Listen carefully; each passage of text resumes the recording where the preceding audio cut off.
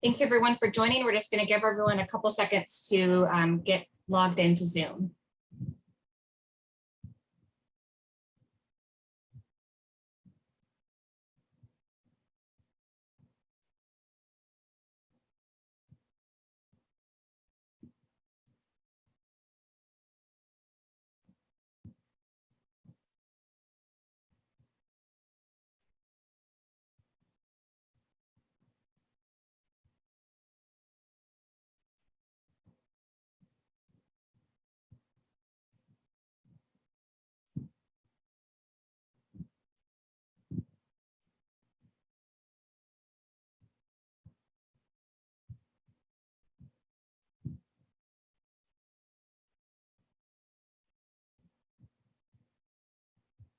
Thanks again, everyone, for joining. I'm going to give it just about 30 more seconds for people to log in, and then we'll get going with the webinar.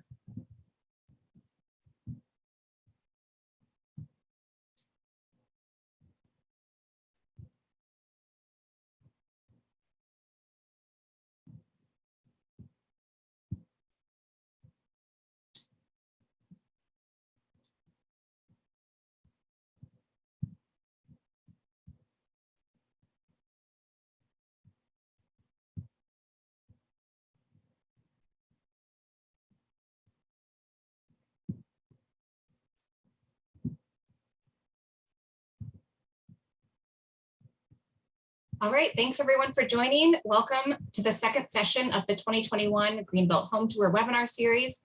My name is Katie Kalusny. I'm the Associate Director at the Illinois Green Alliance. And today we have a really special presentation that I am excited to have our presenters join, the Tale of Two Codes, Adapting Your Approach to Net Zero New Construction. Before we go into that and introduce our speakers, I want to go over some logistics and introduce you to Illinois Green Alliance.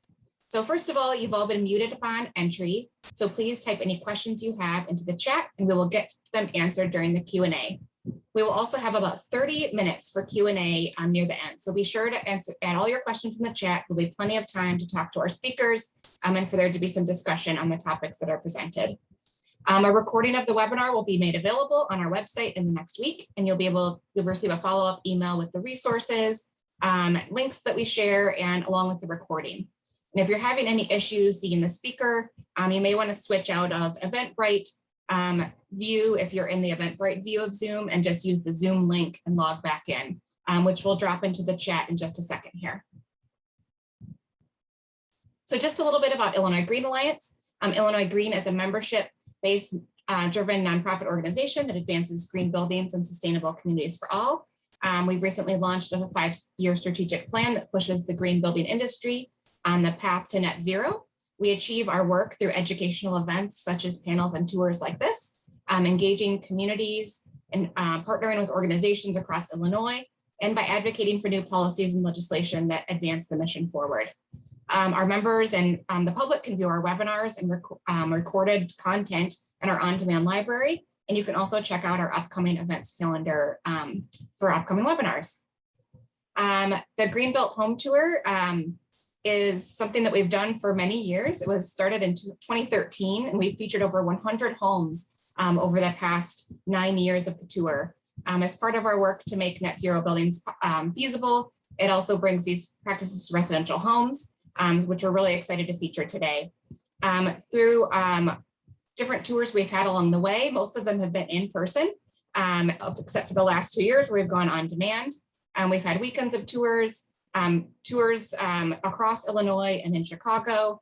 And then this year and last, again, we switched to the virtual format to keep our community safe, making sure that everyone's able to hear what they'd like to hear and get the education they need this year. Hopefully we'll be able to resume tours in person for a 10th annual home tour next year. Following today's webinar, there's also 3 more in our series this year on August 25th, September 8th, and September 15th. You'll receive links to those afterwards if you haven't signed up for those already. I wanted to thank our sponsors of this year's Greenbelt Home Tour, the Chicago Association of Realtors, Mitsubishi Electric, and the ComEd Energy Efficiency Program. Thank you for your support and continued support for this tour over many years. And I also want to thank our partners in marketing this event and sharing with their constituencies, ISIF, the Illinois Science Energy Innovation Foundation, AIA Illinois, the Southwest Suburban Home Builders Association, 7 Generations Ahead, the Green Home Institute, and the Midwest Energy Efficiency Alliance. And I also want to thank our task force who helped recenter this series around net zero and showcase many different types of projects on this year's tour. Now, before we get started and introduce you to speakers today, I'm going to give just a little bit of a level set on net zero energy building codes right now in Illinois and where some of the trends are around codes and policy. So hopefully that helps level set what you're hearing a little bit later, and we can get into some discussion about it near the end of the presentation. So first, I'm going to just share what does it mean to be net zero? So net zero energy, the U.S. Department of Energy defines net zero as an energy efficient building where on a source energy basis, the actual energy delivered is less than or equal to the on-site renewable energy. So basically it's looking at net zero energy buildings combine energy efficiency and renewable energy to result in net zero energy consumption over the course of a whole year, so an annual period. Net zero energy buildings may still have a significant carbon emission, so it's not necessarily net zero carbon, which is a different definition, if they're utilizing fossil fuels, including natural gas for space heating, water heating, cooking, and clothes drying. So different from electrification or net zero carbon. And another term that you might hear or have heard lately is stretch codes or zero energy codes. Stretch codes is really just a definition of any locally mandated code or alternative compliance path that's more aggressive than the base energy code in any jurisdiction. So that could be state or municipal level adoption of a stretch code. Some states do not allow local jurisdictions to adopt stretch codes or allow that incentivization of net zero or working towards zero. Some states have a statewide code, but do allow municipalities to adopt their own code, which is interesting. Some home rule states don't have statewide codes and municipalities can just adopt their own code. And some municipalities with a stretch code include Seattle, Denver, Austin, and Boulder. And Boulder we'll hear a little bit more about later from one of our presenters. In Illinois, I'll get into a little bit about what's going on in Illinois on the next couple of slides. Some of the trends around state and municipal code and policy are that a lot of jurisdictions are starting to incorporate both net zero energy and net zero carbon goals into their new construction codes. The New Buildings Institute has done a lot of research on this and have a few different pathways to get to net zero levels, including a zero energy construction code model that's available for adoption or adaptation with different states and local jurisdictions, a zero energy outcome policy, and then also zero carbon codes or policies. So interesting things to check out, and I've included a link on this slide for anyone that's interested in diving in deeper into the land of zero codes and policies, which is a fun place to delve into. And then what's going on in Illinois? Illinois has residential buildings must currently comply with the IECC or the International Energy Conservation Code of 2018. That went into effect in July of 2019. The 2021 Energy Conservation Code includes a zero code appendices for both residential and commercial buildings if adopted. Right now, the update cycle for 2021 has begun, and the Illinois Code is based upon the 2021 International Energy Conservation Code. The Capital Development Board is right now taking comments and amendments and proposals to the 2021 code until August 15th of 2021, which is next week. So I wanted to bring that to folks' attention that follow this, and if they want to check it out, make any comments on the code, you need to do that pretty soon. Ashley's going to share a link in the chat where you can find more information about what's going on in Illinois with the updates and comments to the 2021 code. And then just really quickly, some rating systems related to that. You're going to hear about a couple of them today, but just for reference afterwards and something that we can share with you. Years ago, there weren't zero energy ratings, but now there are. There's LEED Zero. Living Future has a zero energy certification and a zero carbon. FIAS or Passive House has a zero certification also. And then there's also the Department of Energy Zero Energy Ready homes, which you'll hear about today as well. So lots of different ratings and verifications related to zero as well, which is a little bit different than code requirements. So wanted to share a little level set of that before we introduce our speakers. I'm going to stop sharing my slides now so that I can introduce them. and we can get on with hearing about the homes they're going to share today. And Scott and Nate, if you don't mind turning your cameras on, I will introduce you guys and you can tell a little bit about yourself. So first we have Scott from Brightleaf Homes. Scott has been on the tour, I think every year that we've had it. And so we're really excited to have him back here in 2021 virtually. I'm going to have Scott introduce himself and tell you a little bit about him and his company before we go into Nate and then get into the presentations. Take it away, Scott. Thanks, Katie. I appreciate it. And thank you to the Green Alliance for continuing this. Katie is absolutely right. Brightleaf has been on the tour since it was the U.S. Green Building Council Chicago chapter, and it's been a ride along the way. So, Katie, awesome. Thank you for continuing on and putting this on even in the tough times for the past 2 years. I know it makes a difference to the community to keep it going, and it's nice to be able to say, oh yeah, we're part of that every year and not have the gap. So, last name for me is Scott Sanders, and company is Brightleaf Homes. We are a residential builder and remodeler and developer and real estate brokerage and all kinds of stuff related to helping people find a place to live in the Chicago area. I'm the founder of the company and the CEO. We started the company back in 2013, actually in Brookfield, in one of the near western suburbs of Chicago, where, there you go, Katie, all for it, where I was living at the time. And where I just knew that we could have an impact on improving the way people live through innovation, which is the mission of Brightleaf overall.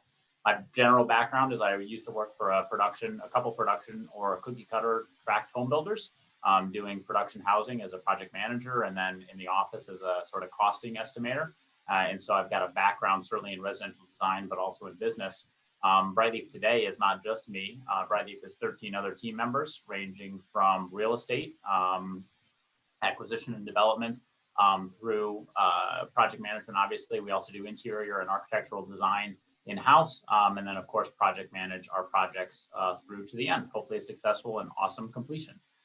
We are a 100% committed partner to the DOE's Zero Energy Ready home program, which goes along with their Energy Star, Indoor AirPLUS, and WaterSense programs as well. So every single new construction project that we build will meet those standards. We get into a little bit of a gray area as we do large scale residential remodeling and additions as well. And while we can't make those homes completely zero energy ready or even Energy Star rated in some cases, we certainly strive to put into effect the building practices and detailing of high performance homes into those residential remodeling projects as well. So I'm going to turn it back to Nate actually, so he can jump in here. Nate's going to go through a presentation, and then I'll jump in and talk a little bit about a project that we have on the boards for a single family next generation home in Western Springs, actually a little bit down the train tracks from Brookfield. Nate, over to you. All right. Thanks, Scott. Thanks, Katie. Let's see, you can see my screen, right?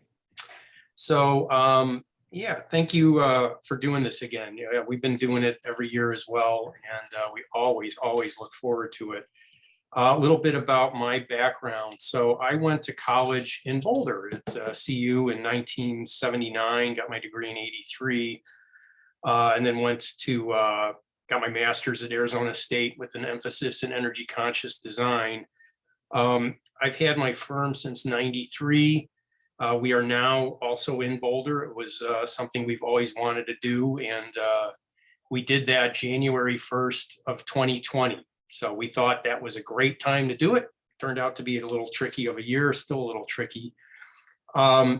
We also were involved with the Green Homes for Chicago in 1999, the Green Bungalow Initiative in 2001. And one of the things that I do quite a bit is serve at the national level for the AIA. So I was involved with the 2030 commitment from its inception in 2009 when we started a committee. And then I served at the national level in 2014 and was the national co-chair in 2018 and 19. I've also served on the Sustainable Leadership Group committee, and I'm currently serving in the Committee on Climate Action and Design Excellence. So it's always great to do sustainable homes, and we do 10 or so a year, but it's really great for me at least, to help set policy for 90,000 architects. It's really rewarding to do that. What I want to talk about today is this project that we're doing in Boulder, up in the mountains. It's actually technically in Boulder County. Those are two different areas. And so I want to go through the design process of what we've been doing, and then a whole bunch of things about the code, which is amazing code. And so, but before I do that, Kate, Ashley wanted me to share something that most people don't know about me. So I thought, well, you know, especially with the Olympics and skateboarding, I would show this. So I used to be on a skateboard team from 1977 to 79, and we competed around the Midwest quite a bit, and still ride a little bit. So that's me in the bottom center a couple of years ago. But yeah, that picture on the upper right, that's when I had hair. So there you go. This project is, like I said, technically in Boulder County. Boulder County is quite large. It encompasses not just Boulder, but a huge area around it. And Longmont, Louisville, Lafayette, etc. We're just west of Boulder, up in the mountains. You can see the property location there. Boulder is that area in the middle of the screen. Two different codes, but they're actually quite similar. They share a lot of things in common. This gives you an idea of the change from when you're in Boulder, which is more or less flat at 5,300-ish square feet above sea level. And the elevation of the site is up at 7,000, a little over 7,000 feet. It's quite remote from Boulder.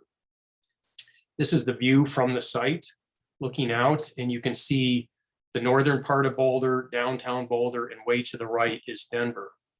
So it's an amazing site, and we really, obviously, you have to capture that view. You can't have little teeny windows looking at that. And so this is the actual site boundary. So not like typical lots in Chicago, 25 by 125, or your more or less normally shaped lots. These are old mining claims. And if you look at the names here, this was at some crazy cowboy bar event where they divvied these up. Something weird happened. And so we've got this thing that looks like an airport or something. And the road is just to the left. And so there's a whole connection that we had to go through, and there were some things wrong with the survey. It's been quite complicated, to say the least, but this is what we're starting with. And then this is the site. And we have a very amazing client. I mean, I don't think I've ever had anyone quite like this. So he's a Hollywood special effects director. That's him in the circle there. He is so technologically savvy that I sometimes can't keep up with him. So here he is flying a drone over the site, and he's doing what's called a point cloud, where he's collecting different images. And you can see the road. I should point this out, the road over to the left. You can see his truck there that he drove to the site on. And he produced this animation and gave this to us. I've never had a client even come close to this. Most of the time we'll get maybe a sketch, a drawing, a doodle, whatever. He's got the site, he's got some buildings positioned, he's got the three-dimensional north arrow, and he has continued to do this stuff. He uses a program called Blender, which he takes our renderings and makes them even better. And I had asked him, oh, what do you want in your workout room? He goes, oh, here, let's go down the model and open the door. So really quite an unusual client. He also gave us almost like a college architecture homework project. He gave us these boards and said, we need to incorporate certain things. So this is an artist named James Terrell, who does these sky openings. There's also some other aspects that I'm going to bring up in a minute about James Terrell. There's an artist named Andy Goldsworthy, who's an environmental artist.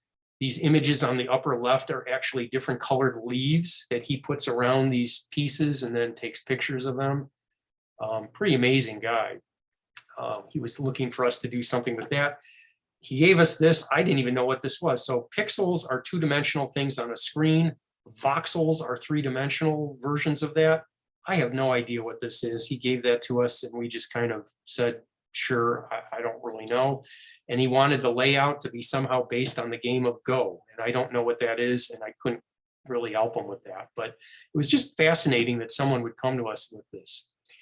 So this is the last thing I want to talk about with James Terrell. So he took an abandoned volcano and did all this crazy stuff. But one of the interesting things is there's a hallway and it has this very interesting focus axes going down it. So we did actually take that into the design a little bit. So about Boulder County, you know, when we start a project, we look at the code amendments, and generally speaking, in a city, you're going to see code amendments that are 3 pages, 4 pages long, maybe 5. This was 90 pages of amendments. They essentially rewrote the code. And well, I'm going to go into some of the detail here. So these are some of the key points. They require solar pre-wire if you're not doing solar. They require an EV charging pre-wire with a 240 volt outlet. Their individual solar arrays are limited to only 150 feet by 150 feet, and then you can add another array when you space it apart. So that's unbelievably large. There's a whole series of air sealing details and thermal envelope depiction that are required on the construction documents. And as one of the options, you can certify the homes to be Passive House, Living Building Challenge, or LEED.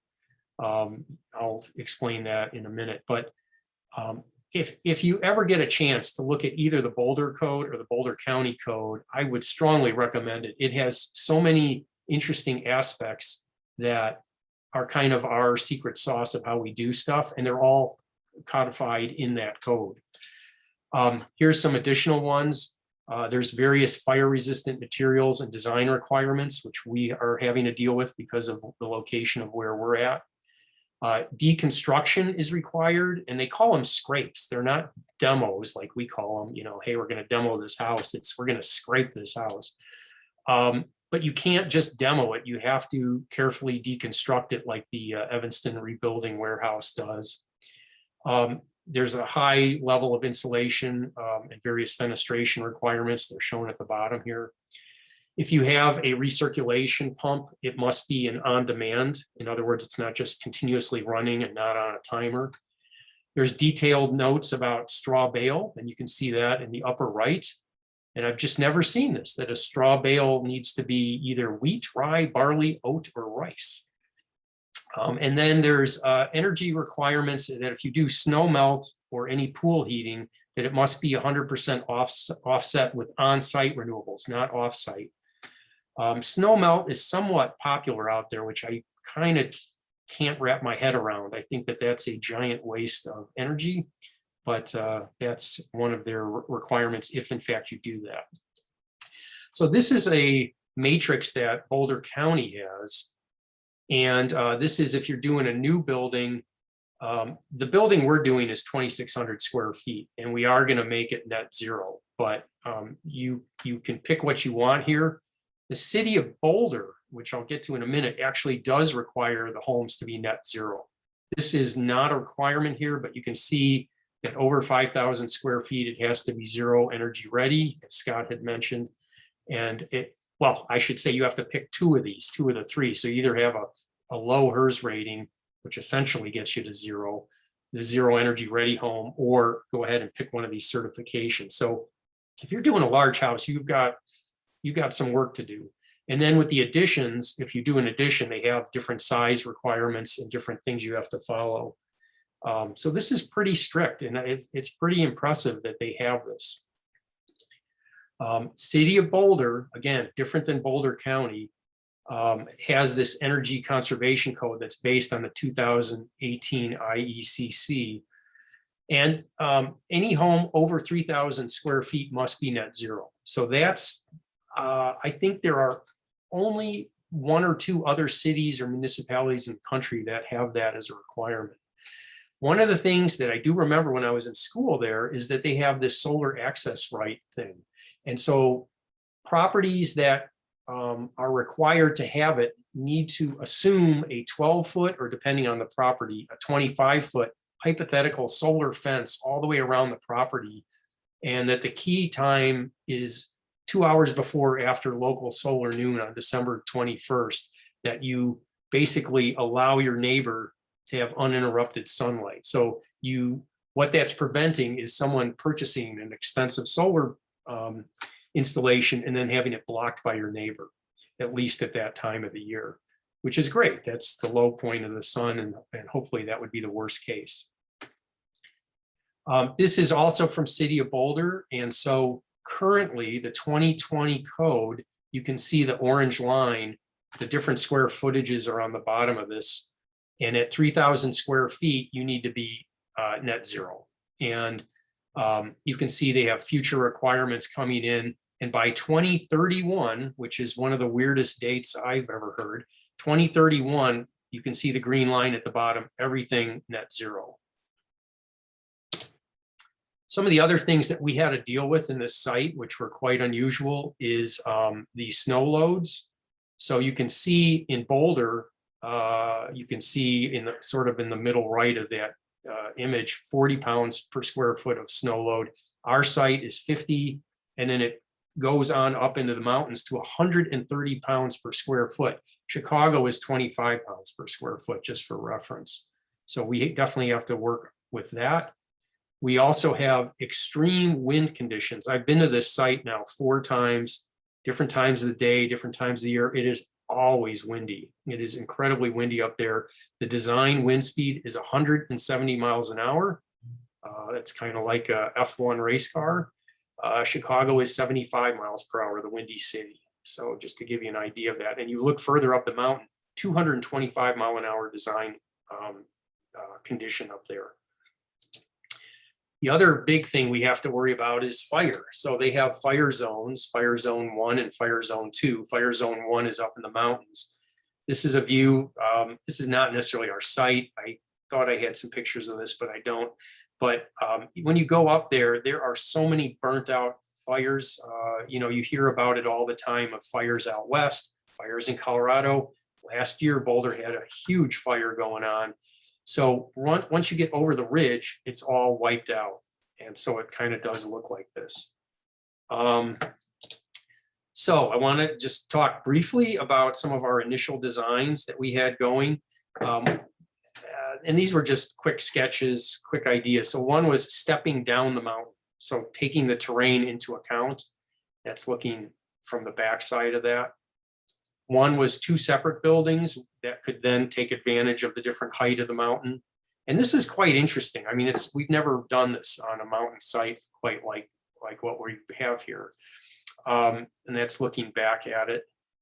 Because he's in movies, we decided to make the rectangles that are over the walkway and over the front door in the same proportion as the monolith from 2001.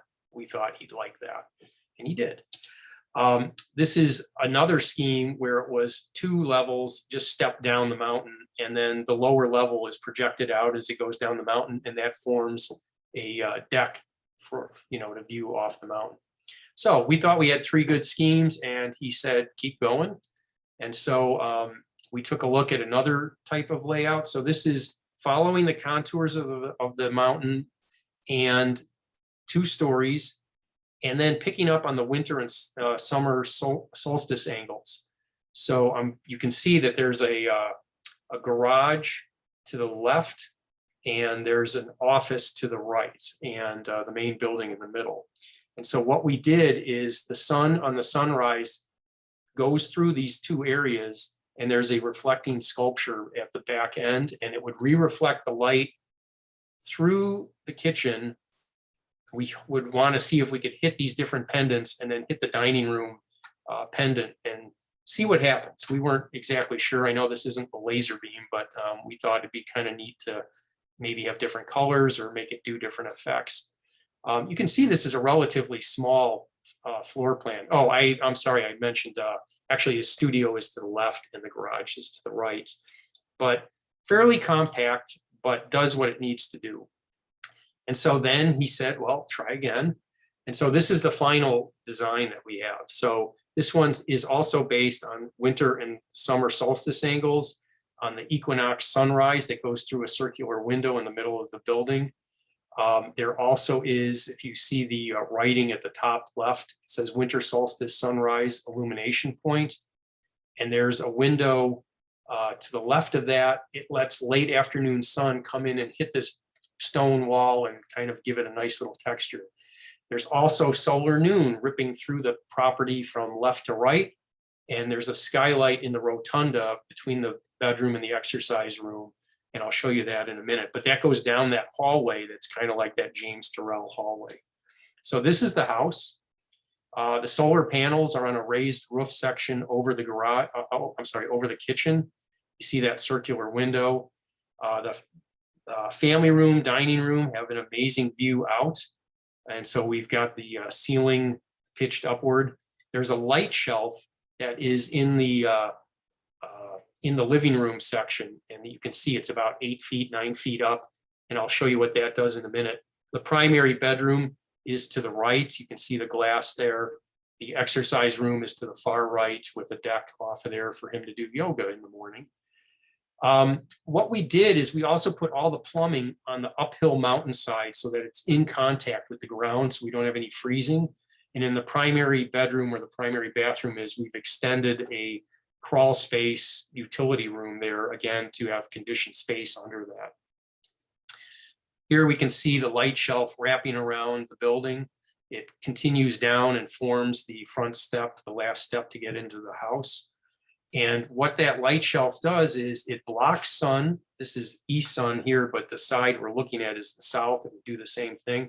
And it also reflects light deep into the space to light up the ceiling and have indirect light coming off of it. So it's really nice quality of light onto the ceiling that reflects into the main space.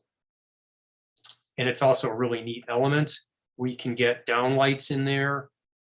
We may have some insulated shades along there, and then you can also run ductwork. We're not going to do that in this instance, but light shelves are really neat. We like their possible use on projects. And you can see in the background that hallway going back into the rotunda.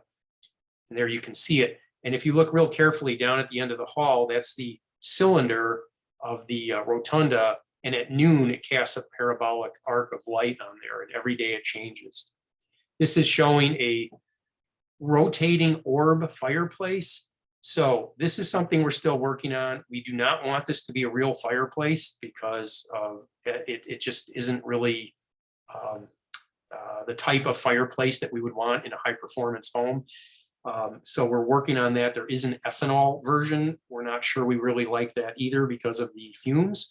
So we are still trying to figure this out. Ideally, this would be in contact. It would be a different fireplace. It'd be in contact with the ground here. And that's the end of the rotunda where you can see the skylight up above. We're still working on the shape of the hallway. We've been working on this project a year and a half, and we are only in the middle of design development because of how slow Boulder County is with their reviews. I mean, it's just a daunting task. I never thought anything would take remotely this long, but it is.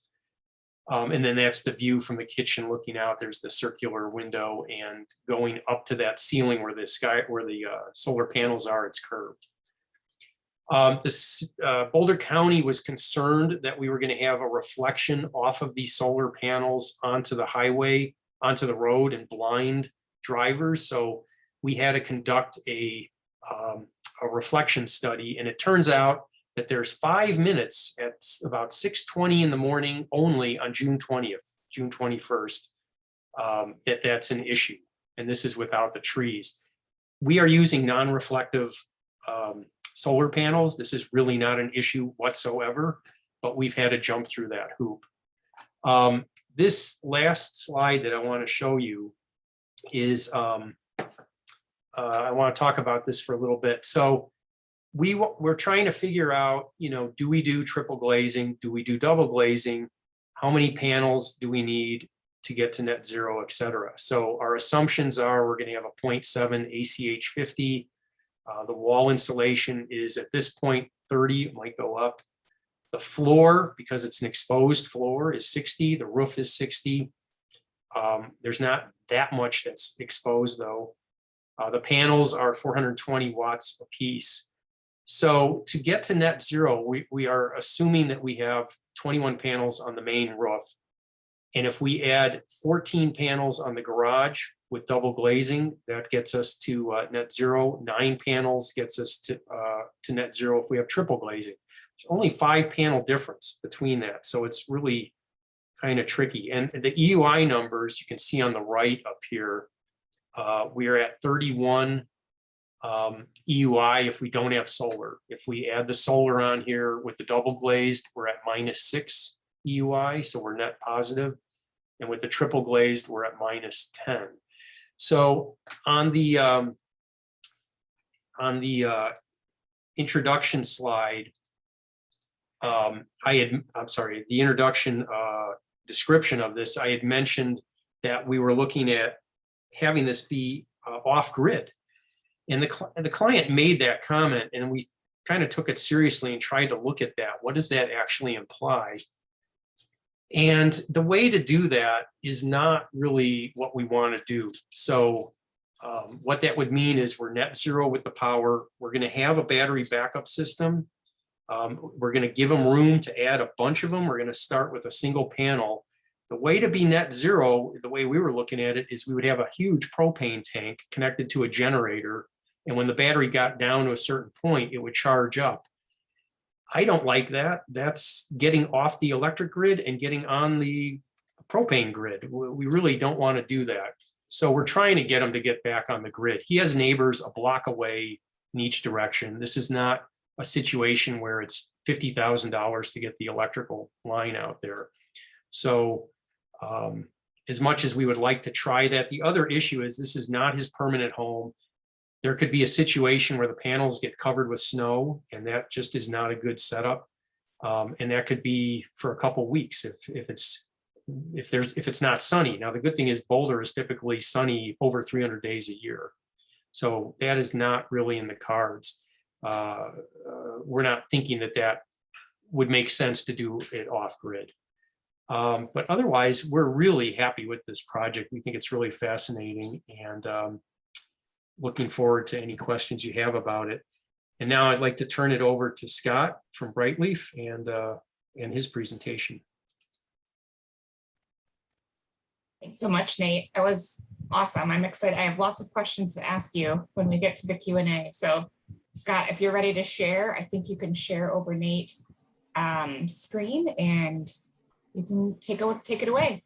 Yep, give me 1 second. I'm working on one monitor here, and I think I'm gonna get it. So while I'm setting this up and getting this squared away, I just want to talk about the project overall. Nate is awesome, and I've worked with Nate before, and I love working with him because he is so detail focused and oriented and can get very refined on the details with clients, which is really helpful when you're building high performance homes with certain clients in a lot of cases. And that presentation is really cool to understand what the requirements of an advanced code jurisdiction are in Boulder. Luckily for me and for the company here in Illinois, at least in many of the municipalities, we're not quite there yet in terms of energy code and energy performance. And most of us are working on the mandated codes that Katie was talking about earlier. So let me get this shared and I'll get into that detail. All right. Katie, you got me? Yep, looks great. Fantastic. All right. So as I was talking about, this is a project that we have in design for a single family home speculative build in Western Springs. So Western Springs is along the BNSF Metro line, right southwest of the city, kind of between LaGrange and Naperville in those areas. And this is a project that came to us where we had an opportunity to purchase a piece of land and try out some really cool things when it comes to building technologies and frankly, floor plan and layout and functionality that we wouldn't do on a custom home for a client all the time. We can certainly suggest some of these things and we can certainly try to advocate for some of these things, but ultimately the client might not want to do some of the innovative stuff that we would like to try out on them basically, or make them a guinea pig. So the home that we were planning on designing is about a 3,000 square foot home on a 50 by 125 lot. So quite different than the mountain setting of Boulder, Colorado. And this is really, the rendering doesn't do the neighborhood justice, right? Renderings always look beautiful, but there's a house right on the right-hand side of this where that beautiful tree is. And there's a house right on the left-hand side of this where that beautiful tree is. So definitely a densely developed area where, honestly, Nate was mentioning solar fences would be really great here.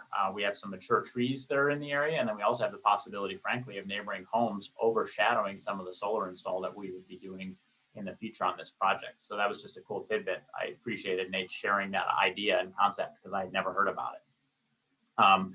My presentation is going to be relatively quick, maybe 15 minutes or so. I'm going to talk in generalities about this house that we were planning on building. I'm going to go over the layout and the floor plan a little bit. But then I'm also going to jump into some of the finer details of the actual construction. So I mentioned that my background was in project management and building. And so this presentation will focus a little bit more on those details. But just like Nate, I want to try and leave it a little bit open-ended and have space for lots of questions at the end and sort of direct that conversation where it might go. So stick with me as I sort of roll through that agenda. A little bit of background for just a couple slides on Brightleaf. As I mentioned in my intro, we're a Zero Energy Ready home builder, 100% committed to the program. We've been participating in that program, similar to the Green Built Home Tour, since it was another name with another organization under the Challenge Home program from the DOE. And we participate in the award ceremony each year. Actually, this year we judged some of the award submissions. And so building high performance homes is in our blood as a company. It's in the design that we do, and it's in the execution that we do in the field, no matter what. We actually don't build anything other than high performance homes. And so sometimes it's difficult for us to answer the question, well, how much does it cost to build high performance over regular? We just don't have the data because we don't have that baseline about regular, I suppose. I want to share this real quickly because it drives some of the conversation that might happen later on in my presentation and some of the Q&A. I mentioned that Brightleaf's purpose and vision is improving the way people live through innovation. And our 6 core values are underneath here about creating driving communities, taking ownership, understanding and explaining the why, Kaizen, and embodying grit. I want to focus on that third one really, really quickly, finding, understanding, and explaining the why, because this is vital in high performance home design and high performance home construction for both client interaction and for trade partner interaction or subcontract interaction for those who are working on these projects, right? Because if we are not explaining to a client the rationale behind triple pane windows versus double pane windows, as Nate sort of mentioned, or behind a certain way of insulating or a certain way of orienting their home, they're not going to get it, they're not going to appreciate it, and they're not going to value it. Same thing with trade partners.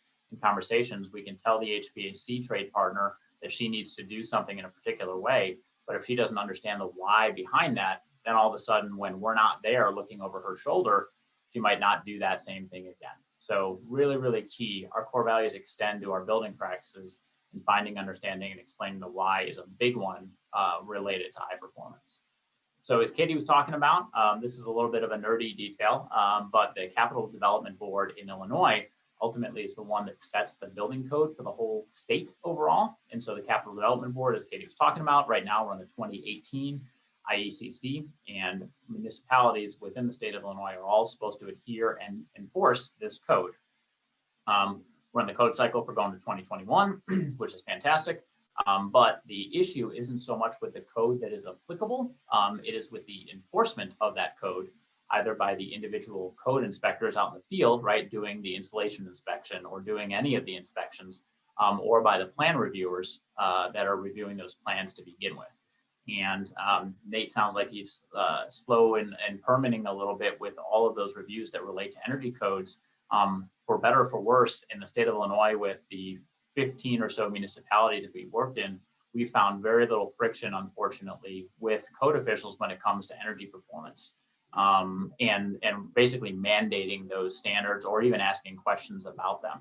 And so I really hope that education that we do for code officials helps to improve the building industry overall, as we're trying to push code officials to be asking for more things related to the code and pushing more developers to be even building to the code, to the energy code, that is, not the building code.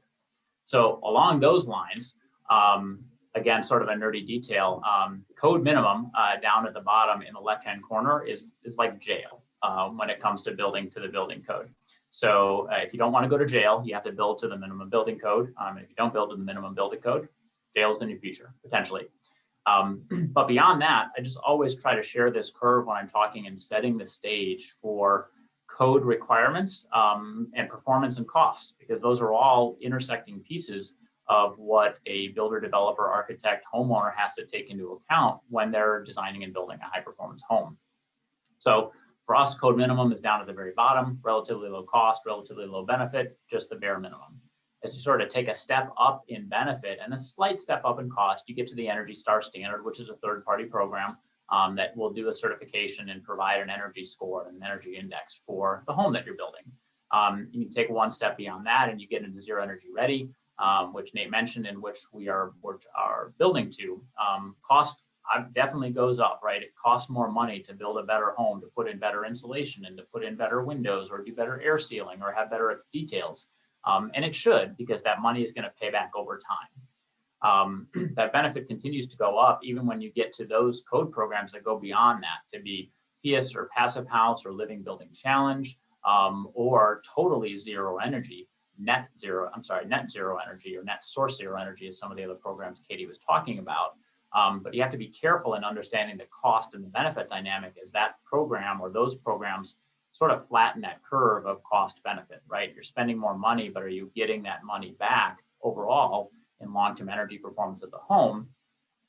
The next step in that, however, is the externalities that are hard to calculate, right? So you might have a net zero source energy home, but then you have to take into account building materials that went into it. And if you take into account building materials, then maybe it's fuel that transported the building materials to your job site.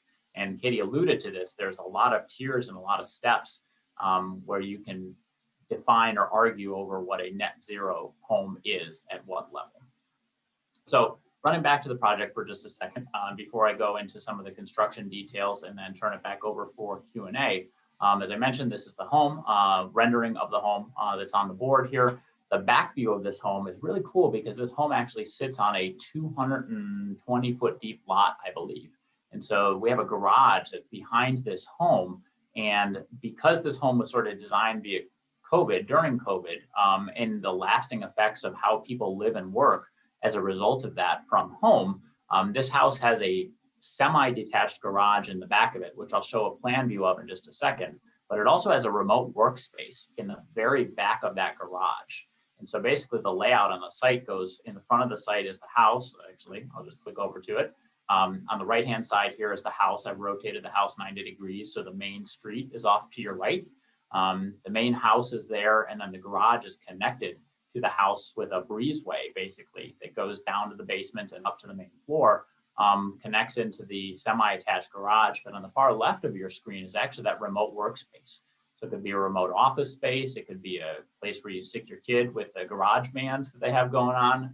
It could just be a place to get away and have some fun out in the backyard back there. So this is another thing actually that ties into codes, and it's not necessarily the energy code, but it's building codes and zoning codes. So there are certain configurations that are allowed and not allowed regarding accessory dwelling units and how those homes attach or do not attach or are serviced by the primary dwelling unit on the property. And I'm not going to go into that right now, but needless to say, it's very important to understand all of the codes that relate to a building project, building and zoning and energy, and really treat them all together, because we would not have acquired this lot if we couldn't put into practice the things that we wanted to do, both in terms of energy performance, but also in physical site layout of the home. So I want to zoom in on the home for just a few minutes and talk about the floor plans, because I think it's maybe relevant to give some context here and to appease some of the people who are interested in the design of the home and some of the reasonings behind it. So the green circle, I'm going to zoom in on the house for just 1 minute, and we'll go back and check out the back area. House here, fairly typical open floor plan of a larger move-up home for a speculative builder. We've got dining room and a main floor flex space that could be used as a bedroom if necessary in a pinch, or a first floor office space. Just a powder room on the first floor, however, because we don't think it's going to be a full bedroom all the time. Open area, family room, walk-in kitchen into the breakfast area, and then that looks back onto the backyard. Basically, the sight line from when you walk in the door on the right-hand side through that family room window goes all the way to the back property line. So as you stand in that front door, you see almost 200 feet back to the back property line, which is really sort of unheard of in a lot of city and semi-city suburban lots like this. Jumping back quickly into the garage, I mentioned that this is the breezeway connector on the right side. So basically I took that first drawing and I just cut it in half. The breezeway connector is on the right, so the house is off to the right side of the screen. We got a quote unquote regular 2-car garage bay, but it's oversized. You have a place to put the bikes and the lawnmower and everything else, which is lacking in a lot of new construction homes, honestly, is that storage space that you need, unfortunately, for stuff sometimes. And then off to the left is that 3rd-car garage space, which you could use it for that if you chose to do so, or you could use it for an office or a workout room or something like that. Basically a very flexible space that goes back there. 2nd floor, pretty typical, 4 bedrooms upstairs, owner suite, closet. I'm not going to go into this very much on the 2nd floor, but jumping down into the basement, I do want to talk about this because this goes back to the zoning code and it actually goes back to energy code a little bit. This basement is designed to be an in-law related living situation. So person coming in from the garage, they can choose to go upstairs to the 1st floor or downstairs to the basement. In the future, if they did want to turn this into an apartment of some kind, all we do is we build a wall here with a door, and that totally separates off this basement unit where we have essentially 2 rooms. This is dedicated to the gym right now, a bedroom, an office or a 2nd bedroom, kitchen, and then a rec room across this whole area. So related living here is something that we're also interested in flex, right? And flex home concept of making the house adaptable to the people that live in it. If you don't have a related living situation, if you don't have your in-laws living in the basement, if you don't have an Airbnb going on down there, cool. It'll just be a really great gathering space with a home gym and an extra bedroom for guests. But if you do need those things, this home can flex and change as the families that live in it flex and change as well. So that was a little bit just about the summary of the floor plans and the project. I want to go into some of the construction stuff right now, get it back to those nerdy details from what we were talking about. Nerdy details start with code compliance. So low-hanging fruit when it comes to building high-performance homes, well, you have to build to the code, remember?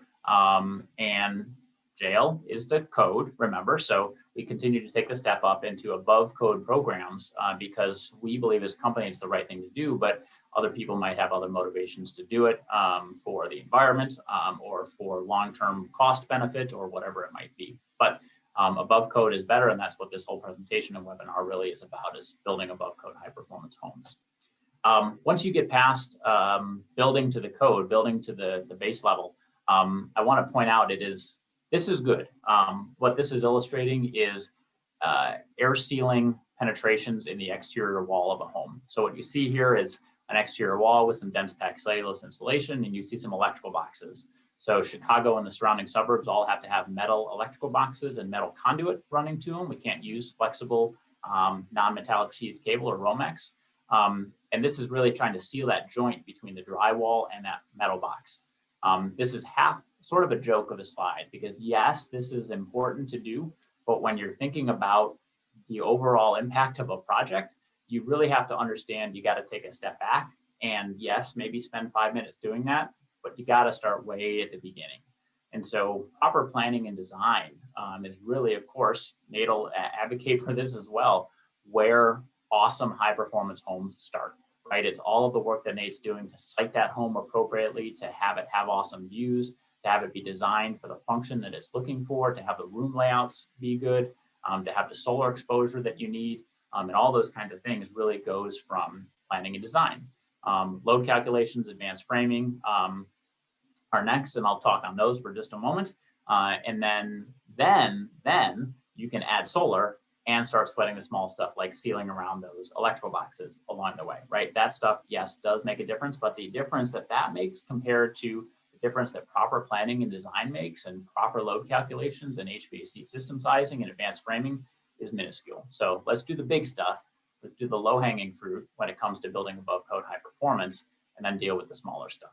Plus add solar to truly make it net zero. So basically, remember, reduce, reuse, recycle. I guess the first part of that is reduce your base load and then add solar on to it. Make sure your home is efficient as possible. Proper planning and design for us and for a lot of architects starts with a model of the home, a 3D model, right? We want to make sure we understand how a home is constructed. Tom Basadilli, I think you're on the call. You'll probably recognize this house. This is a house that we built together out for a client in Naperville, and we wanted to make sure that we had this model figured out so we knew how it would go together. We knew where we would need to have insulation detailing specially formulated. We knew how much lumber we need to order down to the 2x4 and down to the piece of subfloor, so we're not throwing a lot of stuff in the dumpster. And advanced planning and design will help you do that, whether or not it's in SketchUp, which this design was a couple of years ago, or in AutoCAD or Revit or ArchiCAD or whatever it might be. Really strive to spend a little bit of extra time and effort and money in great design and planning, and it will pay dividends in the end for all kinds of reasons. A little bit more on planning and design. When you're thinking through the overall construction of a home and the overall envelope, you've got to make accommodations for some things. At Brightleaf, we choose to put all of our insulation in a basement condition, which is what this is showing on the outside of a home, which allows the inside of the home to be finished without having any sort of insulation required on the inside. So that does a couple good things, but also does a couple bad things, because we've actually run into some zoning problems with municipalities who come back when our final survey is complete and say that our house is 3 inches too big because we put 3 inches of insulation on the outside of our foundation wall, and all of a sudden now the house is 3 inches too close to the property line. So that is something you got to make sure to be on top of before something like that comes up at the end of construction. You wind up trying to backpedal or come up with an alternate explanation. Advanced load calculations for HVAC equipment, manual J's, D's, and S's, which is essentially calculating how big an HVAC system needs to be and then how the distribution system for it works, are really critical to do also. And that's pre-planning and design. This particular picture is of a mini split, multi-split, I guess, air source heat pump air handler. This is made by Mitsubishi, and this is in a home, and this will be in the home that we are building in Western Springs to distribute air throughout the house, just like a conventional furnace. It's not a wall-mounted mini split like you might see in some other more compact high-performance homes that can do that. This furnace works just like a regular furnace and looks for the most part just like a regular furnace as well, except it's powered by an air source heat pump outside in the back, actually, here outside the back of the house. I'll step back for one slide. This home will also have an air source heat pump water heater on the left-hand side there, which is a higher performance, higher efficiency electric tank water heater, basically. We can go into the details of those later on and why we chose these mechanicals later on. But the moral of the story is we knew from doing load calculations on the home in Western Springs what size system and what size furnace we would need, taking into account the exterior envelope that we have with our advanced insulation strategies and our advanced air sealing, how much heat loss and heat gain we would have. And we made our system to design that. Basically building right, sizing it right, and controlling the air that we need, and only that much. I have just a few more slides here on details. This is some of our advanced framing details and some of the framing details that we use. This picture is of obviously not the house that we are building in Western Springs, but another home that Brightleaf has built before. And I'm going to do the same thing. I'm going to zoom in on just one section of a similar project. So zooming in, some of our advanced framing details that go back to both planning and design, but also just performance and code requirements are our raised heel energy trusses. So up top, that space that you see where there's some spray foam insulation, that actually allows 16 inches of loose blown insulation, fiberglass or cellulose or whatever you want to put up there, to be placed above the drywall ceiling that's going to be on the underside of those joists that you see running front to back. So basically what we're doing is we're looking up at the ceiling of the second floor, the future ceiling of the second floor for a home. On the lower right-hand side, there's a window that's looking out, and then there's a structural load carrying header, which distributes the weight from the roof and the shingles and those roof trusses and everything around the window opening.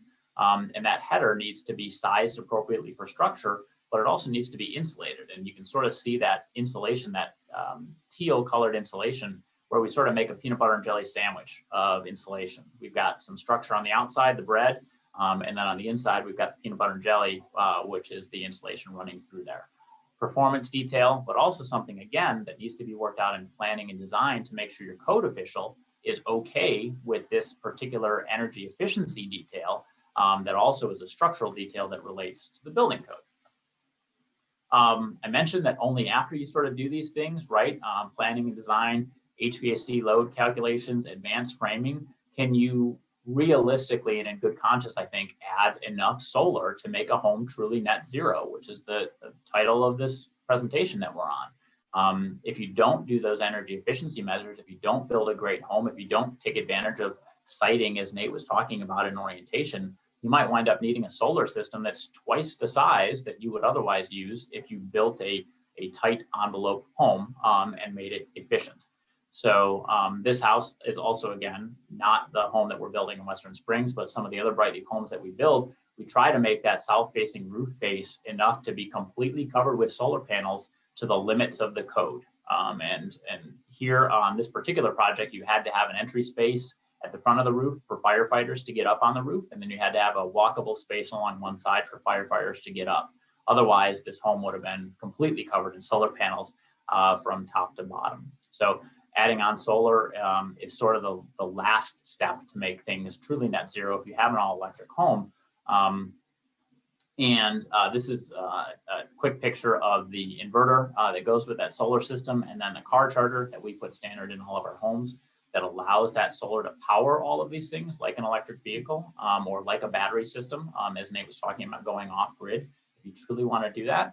But what this all does is this ultimately all leads to this slide, which is, right, this is an actual energy monitor from one of the homes that we built in the past of negative energy usage in the middle of the day. And this is great to see, right? We are actually pushing 15 cents a kilowatt hour or 15 cents an hour of energy back into the grid in the middle of the day. In a net zero home, in an area with electrical grid, that still means that we're pulling power from the grid overnight. And so we hope that we're pushing enough power back into the grid during the day that the power that we pull out from the grid overnight equals out to zero. And we wind up at the end of the year with an energy bill of zero is the ultimate goal. The thing that I will close with before we open this to Q&A is that solar and getting to net zero on a home is really difficult to plan for completely up front, only because you're not quite sure how the occupants are going to be using the home and what the ultimate electrical loads are going to be.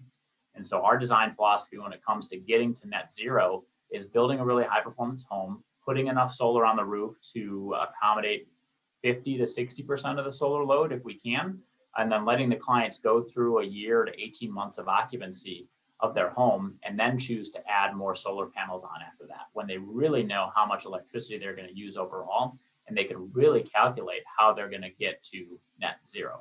Otherwise, it's a shot in the dark, and they might wind up putting too many panels on their home, or they might wind up putting not enough panels on their home if we do it right at the beginning of construction. So that's all I've got to say about getting to net zero in particular in the energy code for this project in Western Springs that we have. I'll stop sharing my screen and turn it back over to Katie so she can sort of narrate some of the Q&A that we hopefully have going on in the background. Awesome. Thank you so much, Scott. I am excited to talk with you both about lots of questions that have come into the chat, some sneaky ones that I might have made up on my own, and hopefully have some good discussion here. So folks, if you haven't added your questions to the chat yet, please go ahead and do that. I'm going to start off by with an easy one, I hope, that you kind of both alluded to in your presentations in different pieces. But as you both have mentioned, you've both been building beyond code for quite some time for clients. And it seems like policy and code might finally be catching up to that point that you all decided to do a long time ago. So I'm curious, kind of how did you decide to make going beyond code part of your business model from the beginning? And why are so few companies doing this? Well, I guess I've never not thought about it that way. So it's kind of again, I started solar in 1979 and kind of always been on my mind. So it's not, it's great. Everyone is engaging, and I think the economics are making more and more sense. It's kind of hard not to, actually. All you got to do is watch the news and like see all the stuff going on. You got that aspect, you've got your own home and you want to have a comfortable, safe home. And then also the cost is getting to the point where it is, you know, like Scott was showing, like you could be making money on this. So it's never really been a decision not to do it. Good answer. Love it. That's Nate probably said pretty much what I would say. Yeah, he's definitely got a couple of years on me in the industry, but the reasoning is the same. It's just the way that we started Brightleaf and just the way that we wanted to build. It is certainly a market differentiator, right? It's a niche, which isn't so small of a niche anymore, which is actually really nice. I'm glad there are more and more high performance builders in the Chicago area, and obviously across the country. But I would say that what we were doing in 2013 maybe now is close to the minimum energy code as the energy code continues to evolve. And those above code programs also are continuing to evolve to stay ahead of that code, as they should. And so I know that the Energy Star program and I know that the Zero Energy Ready program are all evolving what you must do to continue to meet those standards. So it's really good because us as a business, then we have to continue to evolve ahead of our sort of competition, but evolve ahead of the market to maintain compliance with those commitments to these third-party standards that we build to as well. So I would just add to that kind of on a selfish note, you know, I'm on all these committees and it allows me to see what the AIA is doing about 5 and 10 years in advance. And, you know, there's no question everything is heading in that direction and then some. And it's not only about building beautiful homes. There's a new thing the AIA has come out with called the Framework for Design Excellence. There's 10 principles involved in that, and they have to do with sustainability and wellness and resilience and social justice. And those are all hugely critical things. And it's kind of wild to think there's people building without any thought of that, of those 4 things. Thank you, guys. I have some more specific questions that are targeted at each of you, so I'll let you know who it's for. But then if the other person wants to weigh in too, feel free. Question for Scott. This person says, I'm working on a project and would like to utilize advanced framing techniques, but I'm getting pushback from the structural engineer for no particular stated reason. As well as my project manager, who is concerned about whether the builders in the area will actually execute construction correctly. Is there any advice on how to deal with this? I will try to. Structural engineers have a tough job, right? Architects have a tough job, which is designing awesome, high-performing homes that don't fall down. And I hope they take that real seriously and cast a side eye a little bit to things that might compromise that result. Luckily, I hope that there are structural engineers. I know that there are structural engineers out there that take math and science into account. And when you run the calculations on some of the high performance building or advanced framing assemblies, the math certainly pencils out, and it has a track record of decades of use in many cases. So there's a huge number of resources out on the web from the American Wood Framing Council, from the American Panel Association, from other code officials, from me. I'll be happy to help where I can, but none of this stuff is crazy. And a lot of this stuff has been done for a very long time and nobody's house has fallen down. Maybe somebody's house has fallen down. To my knowledge, nobody's house has fallen down because of it. So help educate your structural engineer if you can, help educate your code officials if you can.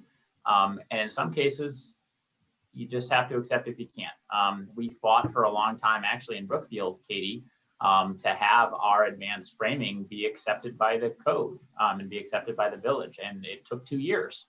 But in 2 years, you know, we built a lot of homes in the area. Other municipalities then called Brookfield and said, hey, Brightleaf's trying to do this. What are they doing? And Brookfield gave us the nod, which was nice. So it might take a while, but it's worth it. Yeah, I saw that question they're building out in Colorado, and I would suggest finding a different structural engineer. There's plenty of them out there that know their stuff about this. Lots and lots of them. Thank you, guys. For both Nate and Scott, what do you use for in-house energy modeling, or do you prefer to use a consultant for that? So we use Sapphira for in-house modeling, and we have an intern this year who came from Northwestern and is like really deep diving into how to really figure it out, but we're starting to use another engineer to verify and also guide us as well. So we're doing kind of both. You know, for a long time, we did our own. I used to work for a mechanical engineer when I was in school in Boulder. And so that was kind of my background, but you know, these homes are getting more and more intense. And so getting an outside consultant is not a bad idea. Yeah. We are not doing it in-house for code compliance for the IECC, where in Illinois we're required to submit a res check, right? I guess that would be a crude energy model, and we are doing that in-house. That's fairly straightforward to do. But for our actual legitimate energy modeling, where we have an assembly where maybe we are curious and where we're doing load calculations for mechanical system design, that is done by a third party outside of our sphere of control, but somebody who we work with on multiple projects. So, you know, what we, you know, being on the 2030 committee as long as I was on it, we really push energy modeling, period. Like, just get it done. The one good thing about doing it in-house is that it gives you instant feedback. So we like that aspect of it. It's not for everyone, and I understand that. And I've got kind of a weird background that I kind of like that. And I know Tom probably does that too, but not everyone can do that. But the one good thing is you can instantly see those three schemes that, like we showed at the beginning, and go, aha, this one's actually more energy efficient. You know, there was the one with 2 separate buildings. Well, obviously that one's going to be a little less efficient because there's more surface area on it. And so we're able to see that and tell the client that. Whether or not they do anything with that information, at least they're making an informed decision. And that's really key at the beginning of a project. Scott, I remember when you started back in 2013, you were building more like spec green homes, and you had different models with different layouts, different sizes.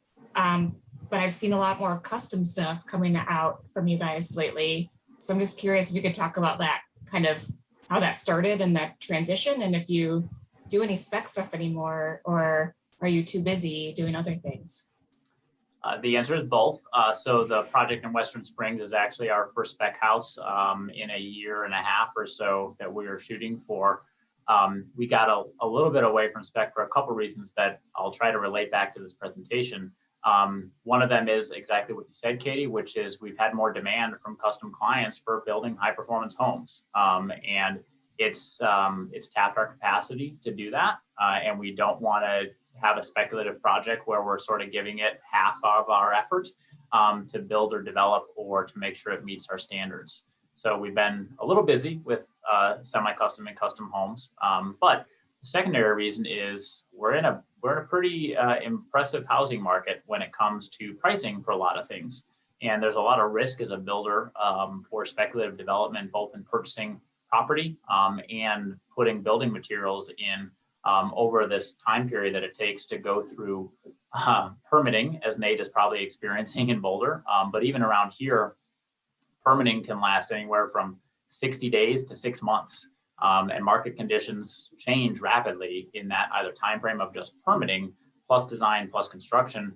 We could spend 2 years building a spec and then either not meet the code or requirement that we're looking for, or not meet the market that we're looking for too. So spec's just a little risky, and for right now, we're busy on custom stuff. Part of the business model for Brightleaf, however, is to continue to evolve what we're doing at the semi-custom and custom level, similar to what Tesla did when they launched the Model S.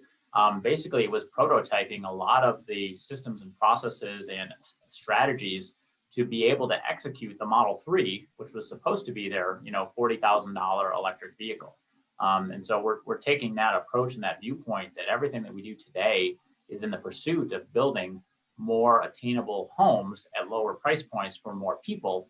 We just want to make sure we get the details down so we can do it at a larger scale. And so that's a little bit of that production builder background coming back from me, where I don't want to just build 6 homes a year and call it a day. We at this company really want to have an impact on as many people as we can. Well, thanks. Nate, there was a specific question for you in the chat about what the HVAC system will look like at the home in Boulder County.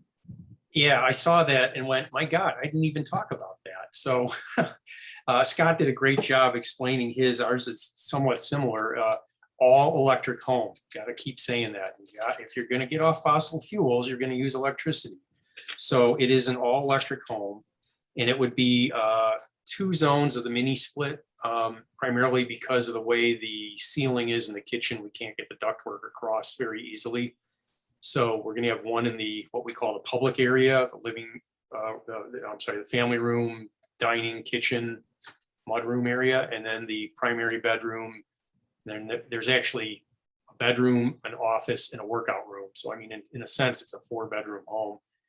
Those will all be on a separate system, which makes sense.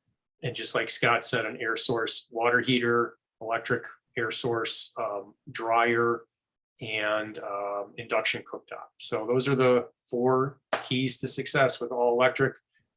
Can't really go wrong with too much of that.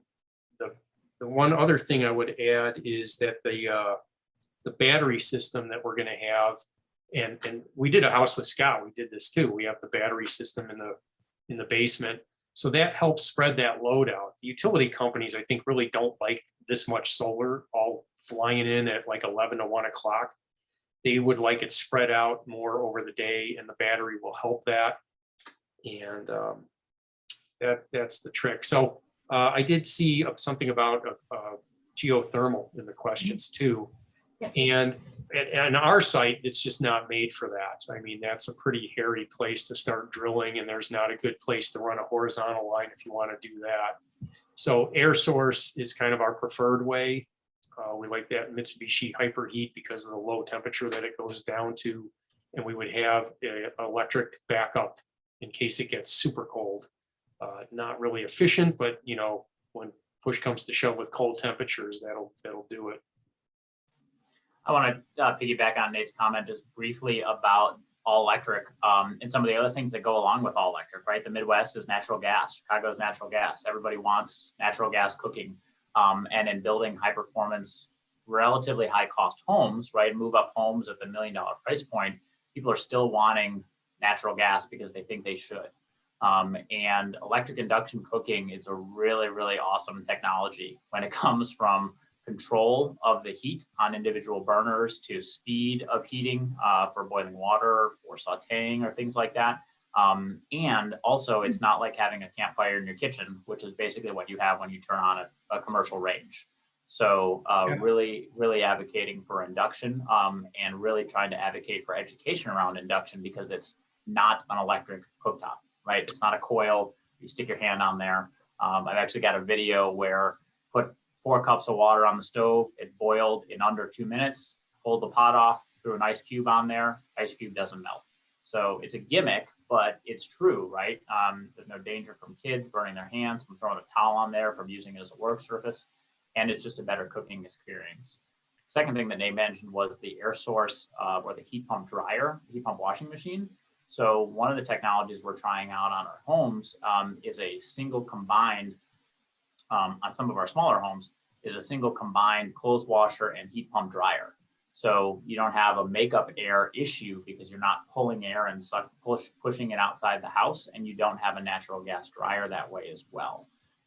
That technology really is more appropriate for smaller homes that you're not doing a lot of loads of laundry all the time because there's one load of laundry stuck in the machine for 4 hours or 5 hours. But it's a really cool technology for both space saving and again, for an all electric home.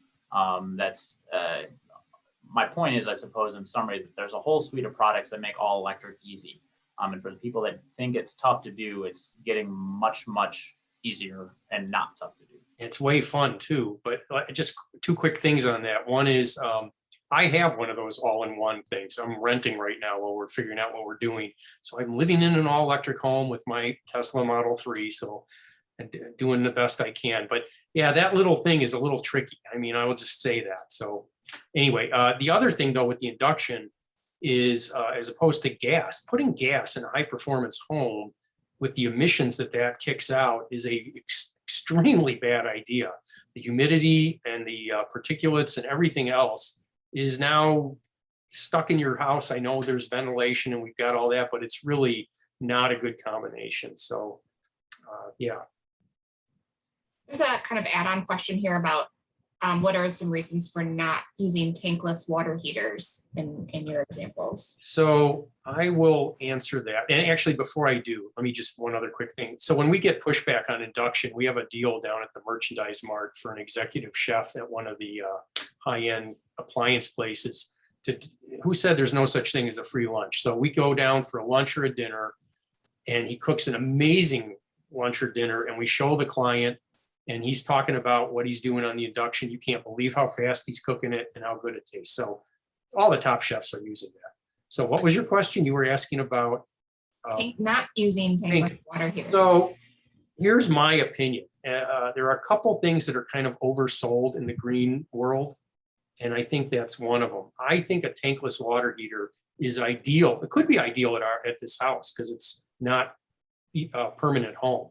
So like a vacation home, tankless water heaters take care of standby heat loss. Well, if you're using hot water every day, you're not really doing anything with that. So then you get this thing with a gigantic flue, and it takes so much energy to heat so quickly. I'm sure there's some savings somewhere in there, but it doesn't really make sense to me. And I would rather do the electric air source heater, a water heater. And we like using those. Like if you can have a wine cellar next to it, you can pump the cold air into there. Or if you've got all the, your smart home stuff generating heat, that thing's actually putting your heat into the hot water tank. So. Well, Scott, do you have anything to add on that? No, I think Nate's spot on. I'll defend my use of tankless hot water heaters for a second, only because we started putting them in 2013 when the alternative was still tank water heaters that were venting out the roof, right, with a conventional chimney, sort of like Nate's talking about. And for larger homes where we've got 5 or 6 bedrooms, we still haven't figured out the engineering to make a heat pump water heater work and still maintain client comfort and experience. So actually this home that we have on the boards in Western Springs has an electric air source heat pump water heater for the basement and for the first floor, where we have sort of intermittent use of water heating, but then we do have a small tankless water heater fired by gas on the second floor where you might have continuous draws, right? Filling up a bathtub, filling up multiple tubs, or taking multiple showers, or whatever that might be. Again, this is a higher price point home, and that's one of the features is we can't quite get to all electric in this home, but we can do a lot of things all electric. So we're trying to find research and development. We're trying to find the middle ground there. So yeah, we've on bigger homes, we've done 2 of the air source heat pump water tanks. It's, it isn't like gas where an 80 gallon or 100 gallon gas would do it. The recovery rate is quite slow. However, there is like a different settings. Like if you have guests over, you can just go all, electric resistance, which is not ideal on a day-to-day basis, but in a pinch, you can use that and then set it back to the normal when they're gone. Yeah. I've got a couple other questions. One that might take a little bit of reading, so stay with me and listen to this whole question. So I'm working with a national builder that wants to have off-grid worksite net zero warming trailers as an example to set a high bar for other clients. How do I calculate the energy loads needed for an all-electric solar trailer that has a battery backup and standby genset? Maybe whoever asked that could come, Ashley, you could figure out who that is and come off mute if I'm not saying that right. This could also be a question we take offline. So any initial reactions? Otherwise, we can follow up in email. Well, we have been playing around with that with this house. Like, how do you size the batteries? And this is where a consultant is way better, but we're kind of deep diving so we get a good understanding of it. So batteries, as a battery backup, most power outages are seconds, minutes, and hours. If you're talking days, you're talking natural gas. But if you're talking seconds, minutes, or a low number of hours, a battery backup can do it, maybe if you got the right size. So it is tricky to figure this out. And again, there's probably people that like it's not tricky for, but we're you know, it's like, okay, what are you powering? You know, one of the key things you have to understand is what is the emergency sub panel going to handle. So in our mind, that's like sump pumps and your refrigerators and the garage door, although a lot of garage doors have their own little battery now. But what do you really want? Do you want one TV and 3 outlets? And like, do you want to make this minimal, or do you want to go for the moon here? So there is no good answer for that. I hate to say it, but that's like a consultant needs to deep dive. What do you really want to back up? How long do you want to back up? What do you want to pay for this thing? Like there's a big range of variables on that. Yeah, we'll follow up more in the follow-up email with the person who asked that. It's very specific, but very interesting concept too. I have one question for Scott related to the Dr. Evil slide that was in the chat about whether you're maybe suggesting that air sealing is evil, or were you just making a point that it's not the fix by air sealing at the end? The order of importance in focusing an extraordinary amount on air sealing without the more impactful things is potentially evil. I couldn't find a picture of like trying to put a finger in a dike or a dam when there's leaks all over everywhere. So point was focus on the big things first.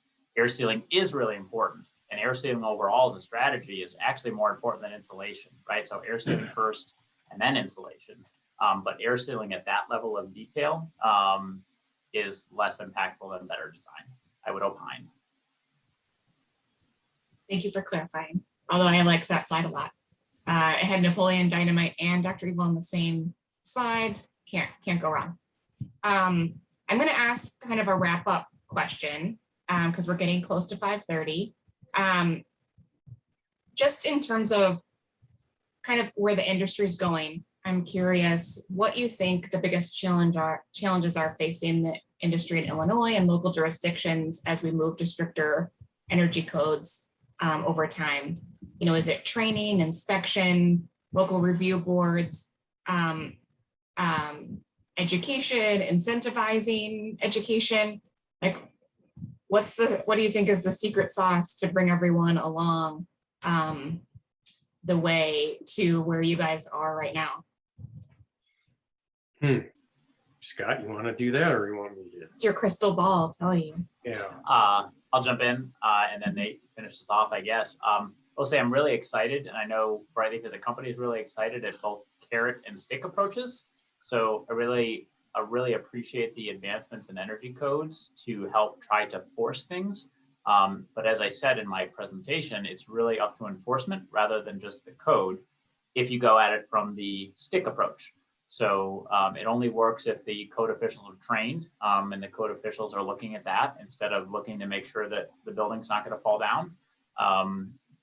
I also like the carrot approach, which is Illinois Green Alliance, which is other builders, which is Nate, which is myself, educating consumers. So they're demanding that of their architect and of their builder. They're probably not going to demand it of their code official at the jurisdictional level, but putting pressure on both sides for builders and architects to design and build better homes, I'm excited about in all jurisdictions, but I truly believe it's got to be a two-pronged approach because just having the code is certainly not getting us where we need to go. So, you know, I think that you saw the IPCC report came out 2 or 3 days ago, just horrifying. And, you know, all of a sudden, we're not just in the last 3 days, but in the last year, I'd say 8 months, exactly 8 months. All of a sudden, the phone has been ringing for much more people interested in this. I think people are finally putting the dots together, and it's not just about, you know, saving a couple dollars in your utility bill. It's doing the right thing, and it's doing it for resilient design too, about making sure your home is able to handle this. You know, so there's different ways to resonate with the public on this. But I do think that one of them is your social responsibility, but also, you know, is this the right thing for your family? You know, are you going to really let like a $20,000 system for solar panels? You know, some of the houses we do, that's the cost of the cabinet color upgrade. You know, come on, this is, and it's getting cheaper every day. The points against it make no sense at all. And really, this is what we got to do. So I just think that we're at a point now where it's clear that we need to do this. And I think one of the big pushbacks is from the gas and oil companies, you know, because there is going to be a huge push to get fossil fuels not in buildings. And that is going to collide with their, you know, what they want to do. So that's going to be the real challenge, I think, moving forward. But I'm really happy with the way everything is progressing. Absolutely. Well, I want to thank you, Nate Kipnis Architecture and Planning, and Scott Sanders, Brightleaf Homes, for participating in this webinar today. It was wonderful, super educational, and I'm excited we got to answer a lot of audience questions and a couple of my own. So much appreciated for your time and your leadership in this space, as always. I wanted to just let everyone know our next session in the Greenbelt Home Tour series this summer is coming up on August 25th at 4:00 p.m. How to prioritize sustainability upgrades for an all-electric home. So looking at existing homes and how those renovations to all-electric look like in a couple of homes in the area. So thank you again to our sponsors, our partners, and thank you all to all of our attendees for tuning in with Illinois Green Alliance for this session of the Home Tour. Have a great afternoon, everyone.